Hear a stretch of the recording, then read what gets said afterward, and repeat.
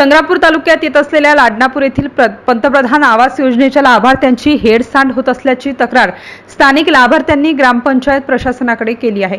लाडनापूर गावामध्ये या योजनेअंतर्गत 58 घरकुल लाभार्थी असून त्यांनी घराचे बांधकाम सुरू केले आहे, परंतु बांधकामासाठी उर्वरित हप्ते मिळत नसल्याने सदर नागरिक कमालीचे त्रस्त झाले आहेत। गावातील गणेश रमेश मेहरे हा व्यक्ती प्रशासनाला चुकीची माहिती देत असल्यामुळे सर्वच 58 घरकुल लाभार्थ्यांना घरकुलाचे बांधकाम पूर्ण करण्यासाठी उर्वरित निधी प्रशासनाकडून देण्यात आला नसल्याचे दिलेल्या निवेदनातून सांगण्यात आले आहे। गणेश मेहरे या व्यक्तीवर मेंदूची शस्त्रक्रिया झाली असल्याने त्याच्या वागणुकीमध्ये कमालीचा बदल झाला आहे।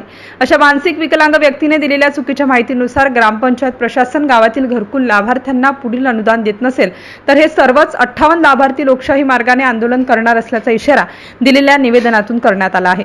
घरकुल बांधकामासाठी उर्वरित निधी द्या, अन्यथा मानसिक विकलांग गणेश मेहरे याच्यावर कठोर कारवाई करा, अशी संतप्त मागणी लाडनापूर येथील पंतप्रधान आवास योजनेच्या लाभार्थ्यांनी केली आहे।